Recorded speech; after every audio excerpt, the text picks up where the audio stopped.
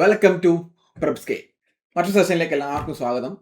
ഇന്നത്തെ സെഷൻ അല്ലെങ്കിൽ ഇന്നത്തെ ഈ ഒരു വീഡിയോയിൽ നമ്മൾ പരിശോധിക്കാൻ വേണ്ടി പോകുന്നത്, നമുക്കറിയാം നമ്മുടെ VFAയുടെ ഡേറ്റ് വന്നു അല്ലേ. അപ്പോൾ VFAക്ക് വേണ്ടിയിട്ട് നമ്മളൊരു ബ്ലൂ പ്രിന്റ് ആക്കേണ്ട അല്ലെങ്കിൽ റീസെൻ്റ്ലി PSCയുടെ ഒരു എക്സാം ആയിരുന്നു നമ്മുടെ 10th ലെവൽ അല്ലേ. കുറച്ച് വിവാദങ്ങളൊക്കെ ആയിട്ടായിരുന്നു എന്താണ് ആ ഒരു 10th ലെവലിൻ്റെ 1-2 ഘട്ടങ്ങൾ എന്ത് നടന്നിട്ടുള്ളത്.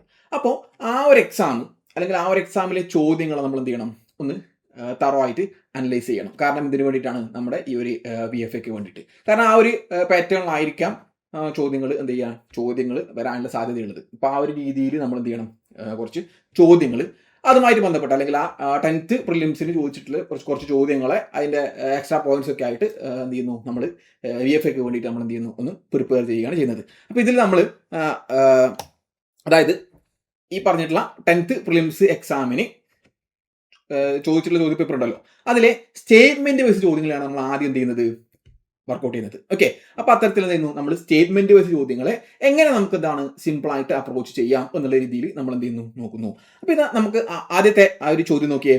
ഡോക്ടർ KN രാജുമായിട്ട് ബന്ധപ്പെട്ടിട്ടുള്ള തെറ്റായിട്ടുള്ള പ്രസ്താവനകൾ കണ്ടെത്താനാണ് പറഞ്ഞിട്ടുള്ളത്. ഓക്കെ, തെറ്റായിട്ടുള്ള പ്രസ്താവനകൾ എന്ത് KN രാജുമായിട്ട് ബന്ധപ്പെട്ടിട്ടുള്ളത്. അപ്പോൾ എന്താണ് 4 പ്രസ്താവനകൾ തന്നിട്ടുണ്ട് അല്ലേ, 4 പ്രസ്താവനകൾ തന്നിട്ടുണ്ട്. നിങ്ങൾ നോക്കിയേ, ഈ ഓപ്ഷൻ നോക്കിയേ 2 മാക്സിമം എന്ത് ചെയ്തുള്ളൂ, കറക്റ്റ് ആയിട്ട് വന്നിട്ടുള്ളൂ അല്ലേ. അപ്പോൾ അത്തരത്തിൽ എന്താണ് നമുക്ക് എന്താണ് ഒരു 3-4 സ്റ്റേറ്റ്മെന്റുകൾ തന്നിട്ട് അതിൽ 2 മാത്രം കറക്റ്റ് ആയിട്ടൊക്കെ വരികയാണെങ്കിൽ നമുക്ക് എന്താണ് ചോദ്യത്തിന്റെ ഉത്തരം കണ്ടെത്താനുള്ള പോസിബിലിറ്റി എന്തായിരിക്കും, കൂടുതലായിരിക്കും എന്നുള്ളതാണ്. ഓക്കെ, അപ്പോൾ നമുക്ക് ആദ്യം ഈ സ്റ്റേറ്റ്മെന്റുകൾ നോക്കാം. പ്ലാനിംഗ് കമ്മീഷന്റെ chairman, reserve bank governor, centre for development സ്റ്റഡീസിന്റെ സ്ഥാപകൻ. 4ാമത്തെ സ്റ്റേറ്റ്മെന്റ് നോക്കിയേ, organisational issues in Indian agriculture രചിച്ചു. അപ്പൊ 4 സ്റ്റേറ്റ്മെന്റുകൾ അല്ലെ. അപ്പൊ ഈ 4 സ്റ്റേറ്റ്മെന്റുകളിൽ ഏതൊക്കെയാണ് വരാൻ വേണ്ടിയിട്ട് സാധ്യത ഉള്ളത് എന്നുള്ളതാണ്. അപ്പൊ KN രാജുമായിട്ട് ബന്ധപ്പെട്ടിട്ട് അല്ലെ. അപ്പൊ നമുക്കറിയാം എന്താണ് KN രാജ് ആരാണ്, നമ്മുടെ 1ാമത്തെ 5 ഇയർ പ്ലാൻ അല്ലെ, ഫസ്റ്റ് 5 ഇയർ പ്ലാൻ ഉണ്ടല്ലോ, അതിന്റെ ആർക്കിടെക്റ്റ് ആണ് ആര്, KN രാജ് അല്ലെ. KN രാജ് നമുക്കറിയാം എന്താണ്, മലയാളിയാണ്, തൃശ്ശൂരുകാരനാണ്. ഓക്കെ, അപ്പൊ 1ാമത്തെ നമ്മുടെ 5 ഇയർ പ്ലാൻ ഉണ്ടല്ലോ, അപ്പൊ അതിന്റെ ആർക്കിടെക്റ്റ് ആണ് ആര്, KN രാജ്. ഓക്കെ, അപ്പൊ KN രാജ് എന്താണ് നമ്മുടെ 1ാമത്തെ 5 ഇയർ പ്ലാനിന്റെ ആർക്കിടെക്റ്റ് ആണ്. അദ്ദേഹമാണ് എന്ത് ചെയ്യുന്നത്, ഈ 5 ഇയർ പ്ലാനിന്റെ സെക്ഷൻസ് ഒക്കെ എന്ത് ചെയ്തിട്ടുള്ളത്, ഡ്രാഫ്റ്റ് ചെയ്തിട്ടുള്ളത്. ഓക്കെ, 1ാമത്തെ 5 ഇയർ പ്ലാനിന്റെ സെക്ഷൻസ് ഒക്കെ എന്താണ് ഡ്രാഫ്റ്റ് ചെയ്തിട്ടുള്ളതും എന്താണ് അദ്ദേഹത്തിന്റെ 26ാമത്തെ വയസ്സിലാണ് എന്ത് ചെയ്യുന്നത്, അദ്ദേഹം ഈ ഒരു നമ്മുടെ ഫസ്റ്റ് 5 ഇയർ പ്ലാനുമായിട്ട് അസോസിയേറ്റ് ചെയ്യുന്നത്, വർക്ക് ചെയ്യുന്നത്. അപ്പോൾ architect of the first 5 year plan ആരാണ് പറഞ്ഞ KN രാജാണ്. അപ്പൊ നമുക്കറിയാം എന്താണ് ഈ ഫസ്റ്റ് 5 ഇയർ പ്ലാൻ അറിയപ്പെടുന്ന ഏത് പേരില്ല, അത് ഹരോൾഡ് ഡോമർ മോഡൽ അല്ലെ. ഹരോൾഡ് ഡോമർ മോഡലാണ് ഇത് 1ാം 5 ഇയർ പ്ലാൻ അല്ലെ. ഫസ്റ്റ് 5 ഇയർ പ്ലാൻ അറിയപ്പെടുന്ന ഏത് മോഡലാണ്, ഹരോൾഡ് ഡോമർ മോഡല്. അപ്പൊ നമുക്ക് എന്ത് ചെയ്യാം, നമുക്ക് ഈ ഇതിന്റെ ആൻസർ നോക്കണം അല്ലെ. പ്ലാനിംഗ് കമ്മീഷന്റെ ചെയർമാൻ ആണോ, നമുക്കറിയാം എന്താണ് പ്ലാനിംഗ് കമ്മീഷന്റെ ചെയർമാൻ ആരായിരിക്കും, എപ്പോഴും അത് പ്രൈം മിനിസ്റ്റർ ആയിരിക്കും അല്ലെ. പ്രൈം മിനിസ്റ്റർ ആയിരിക്കും എന്ത് പ്ലാനിംഗ് കമ്മീഷന്റെ ചെയർമാൻ. അപ്പൊ അതുകൊണ്ട് എന്ത് ചെയ്യാം, ഈ പറഞ്ഞിട്ടുള്ള തെറ്റായിട്ടുള്ള പ്രസ്താവന ഒന്ന് വരാനുള്ള സാധ്യതയുണ്ട്. കാരണം ഇതെന്താണ് തെറ്റായിട്ടുള്ള സ്റ്റേറ്റ്മെന്റ് ആണ്. നോക്കണം, തെറ്റായിട്ടുള്ള പ്രസ്താവനയാണോ അല്ലെങ്കിൽ ശരിയായിട്ടുള്ള പ്രസ്താവനയാണോ ചോദ്യത്തിൽ ചോദിച്ചിട്ടുള്ളത് എന്ത് ചെയ്യണം, ഒന്ന് നോട്ട് ചെയ്യണം. ഓക്കെ, മാറിപ്പോരുത്. അപ്പൊ പ്ലാനിംഗ് കമ്മീഷന്റെ ചെയർമാൻ എപ്പോഴും ആരായിരിക്കും, പ്രധാനമന്ത്രി ആയിരിക്കും അല്ലെ. നമുക്കറിയാം പ്ലാനിംഗ് കമ്മീഷൻ പിന്നീട് നമ്മൾ എന്ത് ചെയ്തു, നിർത്തലാക്കി. അതിന് ശേഷം നമ്മൾ എന്ത് ചെയ്തു, നീതി ആയോഗ് എന്ത് ചെയ്തു, കോൺസ്റ്റിറ്റ്യൂട്ട് ചെയ്തു 2015 അല്ലെ. അപ്പൊ അതിന്റെ ചെയർമാൻമാർ തന്നെയാണ് പ്രൈം മിനിസ്റ്റർ തന്നെയാണ്. അതൊരു എക്സ് ഒഫീഷ്യോ പോസ്റ്റ് ആണ് അല്ലെ, എക്സ് ഒഫീഷ്യോ പോസ്റ്റ് ആണ്. അപ്പൊ പ്ലാനിംഗ് കമ്മീഷന്റെ ചെയർമാൻ ആരാണ്, അത് ആരാണ്, പ്രധാനമന്ത്രിയാണ്. അപ്പൊ KN രാജ് എന്താണ് പ്ലാനിംഗ് കമ്മീഷന്റെ ചെയർമാൻ ആയിട്ടില്ല. അപ്പൊ ഒന്ന് വരുന്ന ഒരു ഓപ്ഷനാണ് വരിക അല്ലെ. അപ്പൊ അതുകൊണ്ട് നമുക്ക് എന്ത് ചെയ്യാം, ഒന്ന് തെറ്റായിട്ടുള്ള സ്റ്റേറ്റ്മെന്റ്, അത് നമ്മുടെ ആൻസറിൽ വരണം അല്ലെങ്കിൽ ഓപ്ഷനിൽ വരണം. അതുകൊണ്ട് നമുക്ക് B-യും C-യും എന്ത് ചെയ്യാം, സ്ട്രൈക്ക് ചെയ്യാം. ഓക്കെ, അല്ലെങ്കിൽ B-യും C-യും അതിൽ വരില്ല. പിന്നെ നോക്കൂ, റിസർവ് ബാങ്കിന്റെ ഗവർണർ അദ്ദേഹം റിസർവ് ബാങ്കിന്റെ ഗവർണർ ആയിട്ടുണ്ടോ, അല്ലേ. നമ്മൾ റിസർവ് ബാങ്കിന്റെ ഗവർണർമാർ നമ്മൾ പഠിക്കുന്ന സമയത്ത് അത്തരത്തിൽ അല്ലെങ്കിൽ KN രാജ് റിസർവ് ബാങ്കിന്റെ ഗവർണർ ആയിട്ട് ഇല്ല.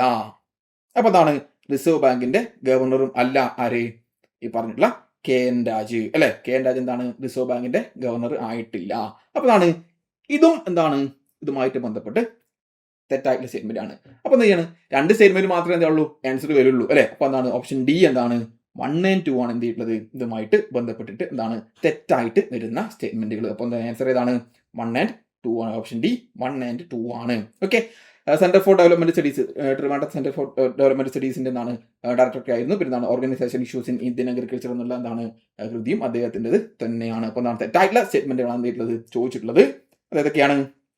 അത് 1ഉം 2ഉമാണ് ഇത് തെറ്റായിട്ടുള്ള സ്റ്റേറ്റ്മെന്റുകൾ. ഓക്കെ ആണല്ലോ. ഇനി നമുക്ക് എന്ത് ചെയ്യാം, രണ്ടാമത്തെ ചോദ്യത്തിലേക്ക് പോവാം. അതായത് എന്താണ് ബോംബെ പ്ലാനുമായിട്ട് ബന്ധപ്പെട്ടുള്ള തെറ്റായിട്ടുള്ള പ്രസ്താവനകൾ അല്ലെ. എന്താണ് ബോംബെ പ്ലാനുമായിട്ട് ബന്ധപ്പെട്ടിട്ട് തെറ്റായിട്ടുള്ള പ്രസ്താവനകൾ. ഇവിടെ എന്താണ് 4 എന്താണ് സ്റ്റേറ്റ്മെന്റുകൾ വന്നിട്ടുണ്ട്.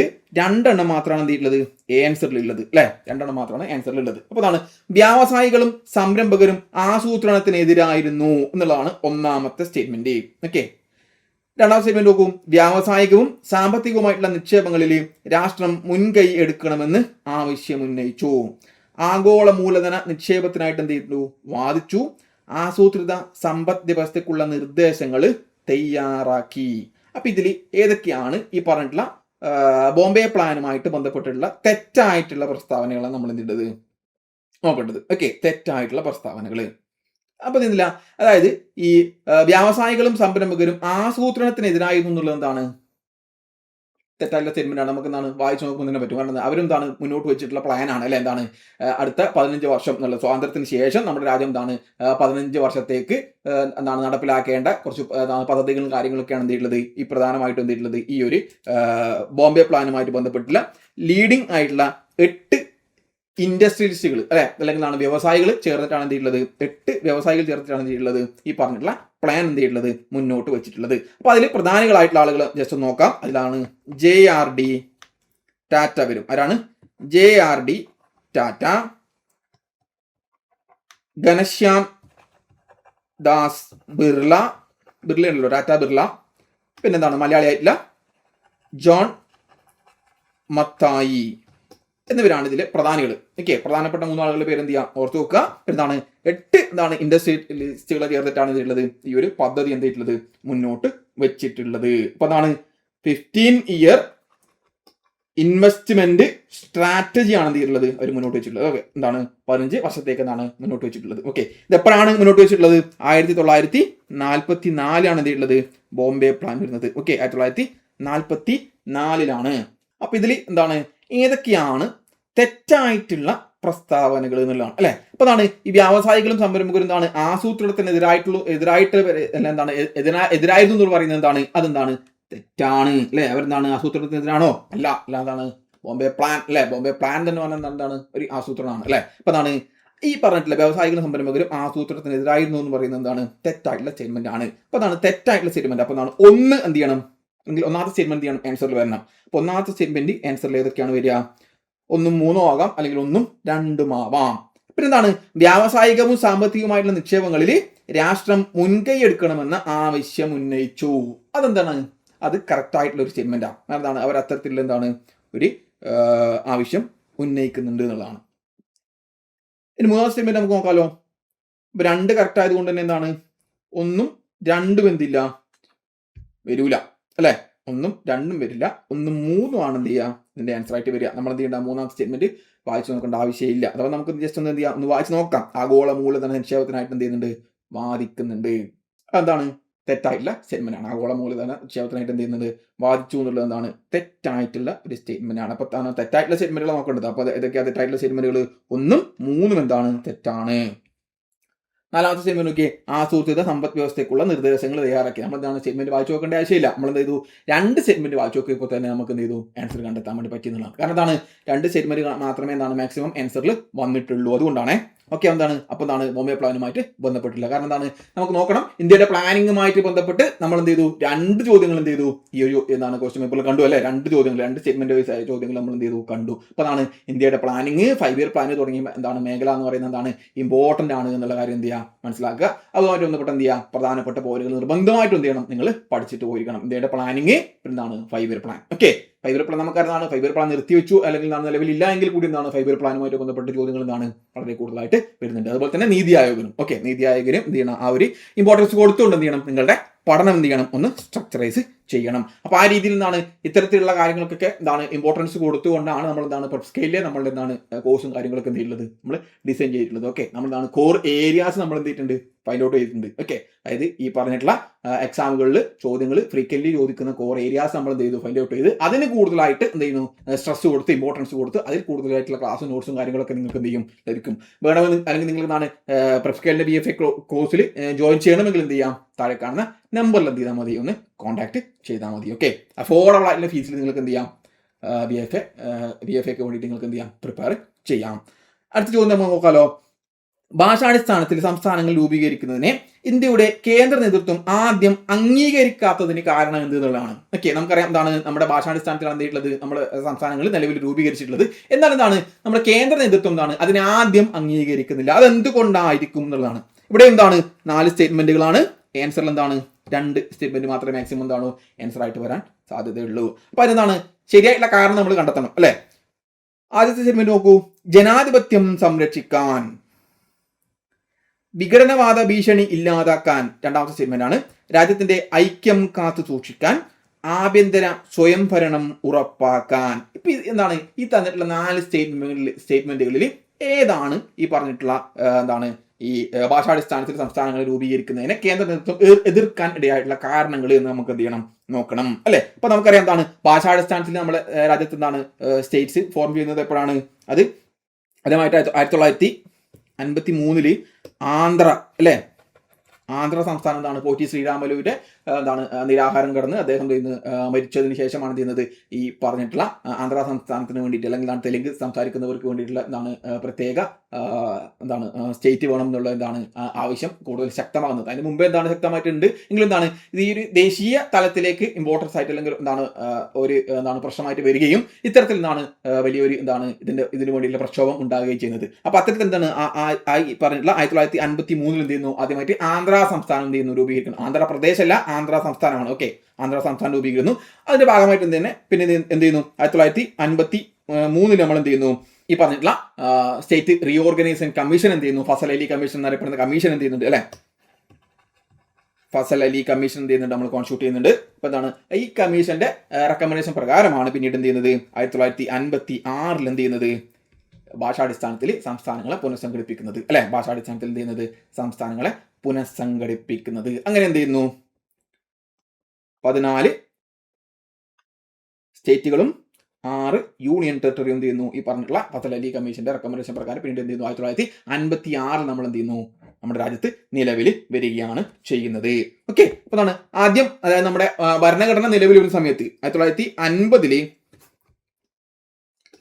പാർട്ട് ABCD എന്നിങ്ങനെയായിരുന്നു എന്താണ് സംസ്ഥാനങ്ങളെ വിഭജിച്ചിട്ടുണ്ടായിരുന്നു. നമ്മുടെ കോൺസ്റ്റിറ്റ്യൂഷൻ എന്താണ് പാർട്ട് എന്താണ് ABCD എന്നിങ്ങനെയാണ് എന്ത് ചെയ്യുന്നത് വിഭജിച്ചിട്ടുണ്ടായിരുന്നത്. അപ്പോൾ എന്താണ് ഈ പറഞ്ഞിട്ടുള്ള ഭാഷാടിസ്ഥാനത്തിൽ വേണോ അല്ലെങ്കിൽ എന്താണ് മറ്റേതെങ്കിലും കാരണത്താലാണോ നമ്മുടെ ഭരണഘടനയിൽ അല്ലെങ്കിൽ എന്താണ് ഈ പറഞ്ഞിട്ടുള്ള സംസ്ഥാനങ്ങളെ രൂപീകരിക്കേണ്ടത് എന്നുമായിട്ട് ബന്ധപ്പെട്ടുള്ള ആദ്യമായിട്ടുള്ള ഒരു കമ്മിറ്റിയുടെ റെക്കമെൻഡേഷൻ വരുന്നത് 1948 ധർ കമ്മീഷന്റെ റിപ്പോർട്ടാണ്. ഓക്കെ, ഈ ധർ കമ്മീഷൻ എന്ത് ചെയ്യുന്നുണ്ട്, ധർ കമ്മീഷനും ലാംഗ്വേജിന്റെ അടിസ്ഥാനത്തിൽ എന്ത് ചെയ്യേണ്ട ഈ പറഞ്ഞിട്ടുള്ള സംസ്ഥാനങ്ങളെ രൂപീകരിക്കേണ്ട എന്നുള്ള അല്ലെ എന്താണ് ഒരു പ്രപ്പോസലാണ് വരുന്നത്. ഭാഷ എന്താണ് അടിസ്ഥാനം ആക്കരുത്, ഓക്കെ ആക്കരുത് എന്നുള്ളതാണ് എന്ത് ചെയ്യുന്നത് 1948 ധർ കമ്മീഷന്റെ എന്താണ് റെക്കമെൻഡേഷൻ എന്ന് പറയുന്നത്. ധർ കമ്മീഷൻ അല്ലെങ്കിൽ എന്താണ് ലിംഗ്വിസ്റ്റിക് പ്രൊവിൻസ് കമ്മീഷൻ എന്നും അറിയപ്പെടും. ഓക്കെ, ലിംഗ്വിസ്റ്റിക് പ്രൊവിൻസ് കമ്മീഷൻ അല്ലെങ്കിൽ ധർ കമ്മീഷൻ. ഓക്കെ, രണ്ടും എന്താണ് ഒരു കമ്മീഷൻ തന്നെയാണ്. അതാണ് ഭാഷാടിസ്ഥാനത്തിൽ എന്ത് ചെയ്യുന്നു സംസ്ഥാനങ്ങൾ രൂപീകരിക്കുന്നതിന് എന്ത് ചെയ്യുന്നു അത് എന്താണ് എതിർക്കുകയാണ് ഈ പറഞ്ഞിട്ടുള്ള ധർ കമ്മീഷൻ വരുന്നത്. പിന്നീടാണ് എന്ത് ചെയ്യുന്നത് 1953 തന്നെ JVP കമ്മീഷൻ വരുന്നുണ്ട്. JVP കമ്മിറ്റി, ജവഹർലാൽ നെഹ്റു, വല്ലഭായ് പട്ടേൽ, പട്ടാഭി സീതാരാമയ്യ എന്നിവർ ചേർന്നിട്ടുള്ള JVP കമ്മിറ്റി. ഇതും എന്ത് ചെയ്യുന്നില്ല ഈ പറഞ്ഞിട്ടുള്ള ഭാഷാടിസ്ഥാനത്തിൽ അല്ലെങ്കിൽ ഈ കമ്മിറ്റി എന്താണ് ഭാഷാടിസ്ഥാനത്തിൽ സംസ്ഥാനങ്ങൾ രൂപീകരിക്കേണ്ട എന്നുള്ള പ്രൊപ്പോസലാണ് വരുന്നത്. പിന്നീടാണ് നമ്മൾ പറഞ്ഞ പോലെ എന്താണ് പോറ്റി ശ്രീരാമലുവിന്റെ വിഷയം പിന്നെ എന്താണ് അതിന്റെ അടിസ്ഥാനത്തിൽ ആന്ധ്ര സ്റ്റേറ്റ് രൂപീകരിക്കുന്നത്. പിന്നീട് എന്ത് ചെയ്യുന്നു 1956 ഭാഷാടിസ്ഥാനത്തിൽ സംസ്ഥാനങ്ങൾ രൂപീകരിക്കപ്പെടുകയും ചെയ്യുന്നത്. അപ്പൊ എന്തുകൊണ്ടായിരിക്കും ആദ്യം എന്താണ് നമ്മുടെ ഈ നേതൃത്വം എന്താണ് ഈ ഒരു വിഷയം എന്താണ് അംഗീകരിക്കാതിരുന്നത് എന്നുള്ളതാണ്. എന്താണ് ജനാധിപത്യം സംരക്ഷിക്കാനാണോ ആണോ? ജനാധിപത്യവുമായിട്ട് എന്താണ് എന്തെങ്കിലും ബന്ധമുണ്ടോ? അല്ലെ? ജനാധിപത്യം എന്നുള്ളത് എന്താണ്? ഒരു പോളിസിയാണ്. അത് എന്താണ് ഈ ഭാഷാടിസ്ഥാനത്തിൽ സംസ്ഥാനങ്ങൾ രൂപീകരിച്ച് തന്നെ അവിടെ ജനാധിപത്യത്തിന്റെ വിഷയം വരുന്നുണ്ടോ? ഇല്ല അല്ലെ? അതിന് കാരണമായിട്ട് എന്താണ്? വരില്ല അല്ലെ? അപ്പൊ എന്താണ്? ഒന്ന് നമ്മുടെ ആൻസറിൽ ഉണ്ടാവാൻ പാടില്ല അല്ലെ? അപ്പൊ എന്താണ് ഈ 1 വരുന്നത് നമുക്ക് എന്ത് ചെയ്യാം? വെട്ടിക്കളയാം. 3 4 ആവാം, അല്ലെങ്കിൽ 2 3 ആവാം അല്ലെ? 3 4 2 3 ആവാം. വിഘടനവാദ ഭീഷണി ഇല്ലാതാക്കാൻ എന്നുള്ളതാണ് രണ്ടാമത്തെ സ്റ്റേറ്റ്മെന്റ്. അതെന്താണ്? കറക്റ്റ് ആയിട്ടാണ്. കാരണം എന്താണ്? ഇത്തരത്തിലുള്ള ഭാഷാടിസ്ഥാനത്തിൽ എന്താണ് രൂപീകരിക്കുകയാണെങ്കിൽ, അല്ലെങ്കിൽ ഭാഷാടിസ്ഥാന സംസ്ഥാനങ്ങൾ രൂപീകരിക്കുകയാണ്, വിഘടനവാദ ചിന്തകളും കാര്യങ്ങളൊക്കെ എന്താണ് ഇവരുടെ ഇടയിൽ വരും എന്നുള്ളതാണ് ഒരു കാരണമായിട്ട് വരുന്നത് അല്ലെ? അപ്പൊ എന്താണ്? 2 ആൻസർ ആയിട്ട് വരും. പിന്നെ അപ്പൊ എന്താണ്? പിന്നീടുള്ളത് 3 4 2 3 ആണ്. അപ്പൊ നമുക്ക് എന്ത് ചെയ്യാം? 2 ഉള്ളത് ഒരൊറ്റ ആൻസർ ആണ്. ഏത്? 2 3 എന്നുള്ളത്. നമുക്ക് എന്താണ്? അടുത്ത പോയിട്ട് നമുക്ക് വായിച്ചു നോക്കേണ്ട കാര്യമില്ല. എന്താണ്? എന്തെങ്കിലും നമുക്ക് നോക്കാം എന്താണെന്നുള്ളത്. രാജ്യത്തിന്റെ ഐക്യം സൂക്ഷിക്കാൻ അല്ലെ? രാജ്യത്തെ ഐക്യം സൂക്ഷിക്കാൻ എന്താണ് കറക്റ്റ് ആയ സ്റ്റേറ്റ്മെന്റ്. അപ്പോഴാണ് 2 3 ആണ് എന്ത് ചെയ്യുന്നത്? ഇത് അംഗീകരിക്കുക, അല്ലെങ്കിൽ ഭാഷാടിസ്ഥാനത്തിൽ സംസ്ഥാനങ്ങൾ രൂപീകരിക്കുന്ന അംഗീകരിക്കാതിരിക്കാനുള്ള കാരണമായിട്ട് നമുക്ക് എന്ത് ചെയ്യാൻ വേണ്ടി പറ്റുക? പറയാൻ വേണ്ടി പറ്റുക. ഓക്കെ, 2 3 നമ്മൾ 2 സ്റ്റേറ്റ്മെന്റ് മാത്രമേ എന്ത് ചെയ്തിട്ടുള്ളൂ? കറക്റ്റ് ആണോ എന്ന് ചെക്ക് ചെയ്തിട്ടുള്ളൂ അല്ലെ? അപ്പൊ തന്നെ നമ്മൾ എന്ത് ചെയ്തു? ആൻസറിലേക്ക് എത്തി. കാരണം എന്താണ്? ആൻസറിൽ 2 സ്റ്റേറ്റ്മെന്റ് മാത്രമേ നമുക്ക് എന്ത് ചെയ്യുള്ളൂ? മാക്സിമം ആൻസർ ആയിട്ട് വന്നിട്ടുള്ളൂ. അതുകൊണ്ടാണ് നമുക്ക് എന്ത് ചെയ്യാൻ പറ്റിയത്? പെട്ടെന്ന് തന്നെ ആൻസർ കണ്ടെത്താൻ വേണ്ടി പറ്റിയത് എന്നുള്ളതാണ്. അപ്പൊ ഈ ഒരു രീതിയിൽ നിങ്ങൾ ചെയ്താൽ മതി, ഒന്ന് പ്രാക്ടീസ് ചെയ്താൽ മതി. ഓക്കെ, നമുക്ക് അടുത്ത ചോദ്യത്തിലേക്ക് പോവാം. 4ാമത്തെ ചോദ്യത്തിലേക്ക് പോവാം.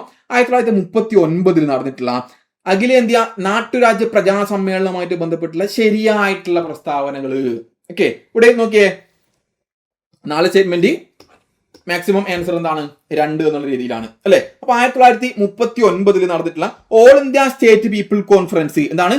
All India state people conference ഇതാണ് എന്ത് ചെയ്യുന്നത്? ഈ അഖിലേന്ത്യാ നാട്ടുരാജ്യ പ്രജാ സമ്മേളനം എന്നറിയപ്പെടുന്നത്. ഇതിന്റെ പ്രസിഡന്റ് ആയിരുന്നു ആര്? നെഹ്റു. ഓക്കെ, ഈ എന്താണ് ഈ പറഞ്ഞിട്ടുള്ള all India state people's conference ആദ്യമായിട്ട് നടക്കുന്നത് 1927 അത് ബോംബെയിലായിരുന്നു എന്നുള്ള പോയിന്റ് കൂടി സ്ഥിതിയാന്ന് മനസ്സിലാക്കി വെക്കുക. അപ്പൊ എന്താണ് ഇതുമായിട്ട് ബന്ധപ്പെട്ടുള്ള ശരിയായിട്ടുള്ള പ്രസ്താവനകൾ അല്ലെ? നോക്കിയേ, ഇന്ത്യയുടെ ഐക്യമെന്ന സങ്കല്പത്തിന് കരുത്തേകി, പൗരാവകാശങ്ങൾ നാട്ടുരാജ്യങ്ങളിലെ പ്രജകൾക്ക് നൽകണമെന്ന് വാദിച്ചു, നാട്ടുരാജ്യങ്ങളുടെ സ്വാതന്ത്ര്യത്തിന് വേണ്ടി വാദിച്ചു, നാട്ടുരാജാക്കന്മാരുടെ കൂട്ടായ്മ നിലവിൽ വന്നു. ഇതിലേതാണ് ഇതുമായിട്ട് ബന്ധപ്പെട്ടിട്ടുള്ള എന്താണ് ശരിയായിട്ടുള്ള സ്റ്റേറ്റ്മെന്റ് എന്നുള്ളതാണ്.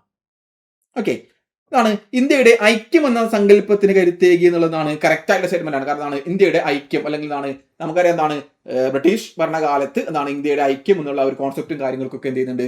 ഈ ഒരു സമ്മേളനം എന്ത് ചെയ്യുന്നുണ്ട്? അല്ലെങ്കിൽ സമ്മേളനം മുന്നോട്ട് വെക്കുന്നുണ്ട്. ആ ഒരു ഐഡിയ എന്ത് ചെയ്യുന്നുണ്ട്? മുന്നോട്ട് വെക്കുന്നുണ്ട്. അപ്പൊ ഇന്ത്യയുടെ ഐക്യം എന്ന സങ്കല്പത്തിന് എന്ത് ചെയ്യുന്നുണ്ട്? കരുത്തേക്ക്. അത് കറക്റ്റ് ആയിട്ടുള്ള സ്റ്റേറ്റ്മെന്റ്. അപ്പൊ നമ്മുടെ ആൻസറിൽ എന്ത് ചെയ്യണം? 1 വരണം അല്ലെ? അപ്പൊ 1 ഓപ്ഷൻസ് എത്ര ഉണ്ട്? 3 ഉണ്ട്. അപ്പൊ 3 4 നമുക്ക് എന്ത് ചെയ്യാം? വെട്ട് ചെയ്യാം. അത് വരില്ല. പിന്നെ 1 2 ഉണ്ട്, 1 4 ഉണ്ട്, 1 3 ഉള്ളത്. അപ്പൊ നമുക്ക് സ്വാഭാവികമായിട്ട് എന്ത് ചെയ്യണം? രണ്ടാമത്തെ സ്റ്റേറ്റ്മെന്റിലേക്ക് പോകണം അല്ലെ? രണ്ടാമത്തെ സ്റ്റേറ്റ്മെന്റ് നോക്കാലോ. പൗരാവകാശങ്ങൾ നാട്ടുരാജ്യങ്ങളിലെ പ്രജകൾക്ക് നൽകണമെന്ന് വാദിച്ചു. ഇതെന്താണ് കറക്റ്റാ? കാരണം ഈ പറഞ്ഞിട്ടുള്ള നാട്ടുരാജ്യങ്ങളിലെ പ്രജകൾക്ക് റൈറ്റ്സും കാര്യങ്ങളൊക്കെ അവർക്ക് ബേസിക് ആയിട്ടുള്ള ഇൻഡിവിജ്വൽ റൈറ്റ്സും ഫ്രീഡങ്ങളൊക്കെ എന്ത് ചെയ്യണം? പ്രൊവൈഡ് ചെയ്യണം, അല്ലെങ്കിൽ ഉറപ്പാക്കണം എന്നുള്ളത് മുന്നോട്ട് വെച്ചിട്ടുള്ളതും ഈ പറഞ്ഞിട്ടുള്ള സമ്മേളനമാണ്. ഓക്കെ, അപ്പൊ ആ ഒരു അർത്ഥത്തിൽ പൗരാവകാശങ്ങൾ നാട്ടുരാജ്യങ്ങളിലെ പ്രജകൾക്ക് നൽകണമെന്ന് വാദിച്ചിട്ടുള്ളതും ഇത് തന്നെയാണ്, ഈ ഒരു സമ്മേളനം തന്നെ. അപ്പോൾ രണ്ടാമത്തെ സ്റ്റേറ്റ്മെന്റ് കറക്റ്റ് ആണ്. അപ്പൊ 1ഉം 2ഉം ഓപ്ഷൻ എ ആണ് നമ്മുടെ കറക്റ്റ് ആയിട്ടുള്ള ആൻസർ. 1ഉം 2ഉം എന്നാണ് കറക്റ്റ് ആണ്.